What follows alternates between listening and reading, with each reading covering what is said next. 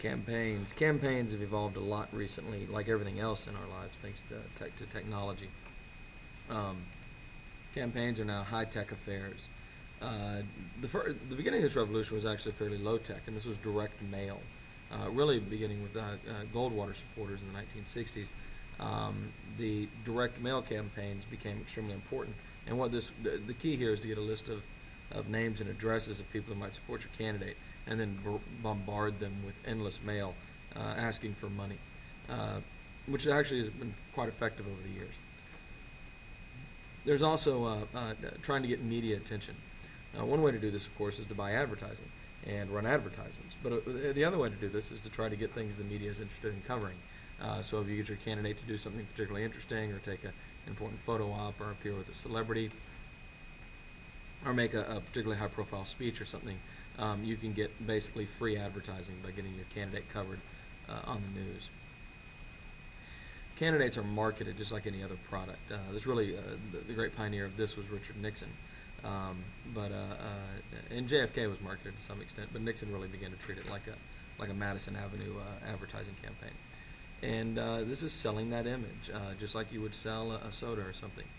You may remember in the early 2000s, George W. Bush had the very distinctive black bumper sticker. It was a square shape with a white W on it. This was the kind of thing that you might use to sell a clothing line or something like that.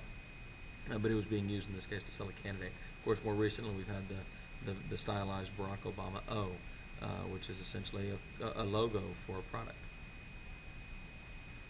The new focus is on strategies and events, not so much on policies. The goal is to get positive media coverage, and the way you do that is you do events that the media is interested in covering. Another trick is to create a commercial that you never actually air, but it's so controversial or so interesting for whatever reason, all the TV stations play it as part of news stories, so you essentially get to run the commercial for free, this sort of thing. If you want to run for office, you're going to need a campaign, and you're going to need a campaign manager. This is somebody who runs your campaign on a day-to-day basis. You're going to need a fundraiser, which is really important because your campaign runs on money, just like a car runs on gas. You're going to need an attorney because there's lots and lots of laws that you have to be careful not to violate. You're going to need media and campaign consultants, press secretaries, people to buy advertising time for you, people to coordinate putting together of your advertisement, things like that. You're going to have a staff that's going to have to plan logistics.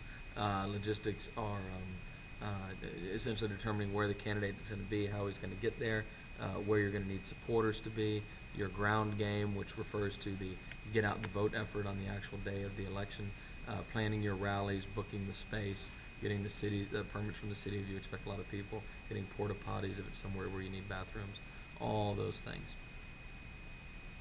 You need a research staff so they can a lot of times do opposition research, find out things about your opponent, but also research issues. You need policy advisors on all the different areas of policy, foreign, economic, domestic, whatever it may be.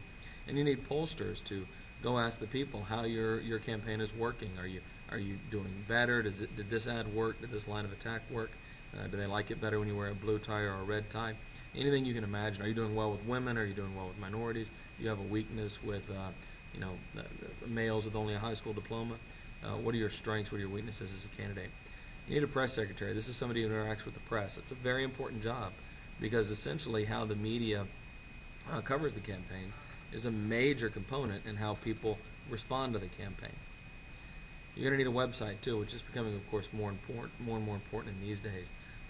Campaigns that are savvy on the web these days have a huge advantage in not only gaining support but raising money.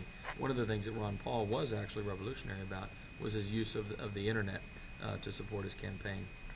He was a real pioneer in that.